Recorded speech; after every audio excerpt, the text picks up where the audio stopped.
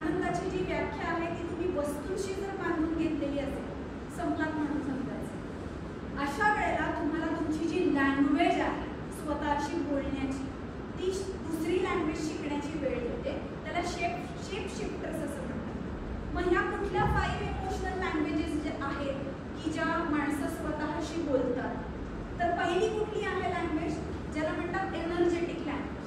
म्हणजे फॅट मास किती आहे, सबक्यूट फॅटचा पर्सेंटमध्ये रेशो किती आहे, आणि तुमचं विसरल फॅट सो कॉल्ड जे मेटाबॉलिक डिसऑर्डर्स साठी बॅड फॅट आहे त्याचं किती आहे, आणि काही बेसिक रिपोर्ट्स जे आहेत ते त्याची पण यादी मी तुम्हाला सांगते. त्यांनी तुम्हाला बॉडी कॉम्पोजिशन नी तुमची हेल्थ काय आहे ते मेजर करता येईल. ठीक आहे. तर स्ट्रेंथ ट्रेनिंग म्हणजे काय ते कळलं काय. आणि आयुर्वेद आणि अध्यात्म हे माझे जे व्हिडिओ आहेत ना ते स्पेसिफिक आयुर्वेद जे शिकले त्या लोकांनाच कळणार आहे. तर ते व्हिडिओ ते नक्की बघू.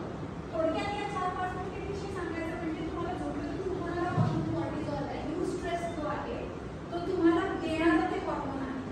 त्याच्यामुळे तुमचं स्ट्रेस लेवल जी आहे ती तुम्हाला बेटर होण्यासाठी जर मोटिवेट करत असेल तर तो स्ट्रेस त्या लेवलचं कॉर्टिसॉल तुम्हाला पाहिजे असतं.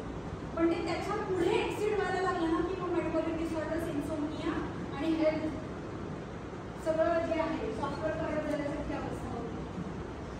हे जे आहे ना, I find what my purpose of passion is. Sometimes your passion might not convert into your profession. That is also okay. Your passion and your profession might be different. पण ते जर दोन्ही एक झाले ना, awesome. आबाद म्हणजे काही त्याला तोडच राहत नाही.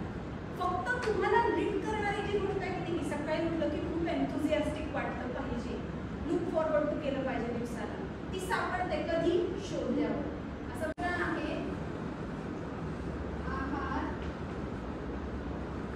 तिसरा आहे विचार,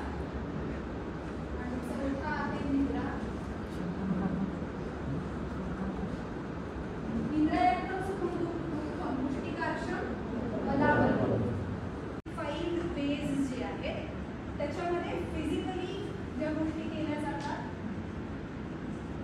त्याच्यात सगळ्यात पहिल्यांदा येतो व्यायाम. व्यायामाचे जे प्रकार आहेत सगळ्यात पहिल्यांदा असतो तुमचा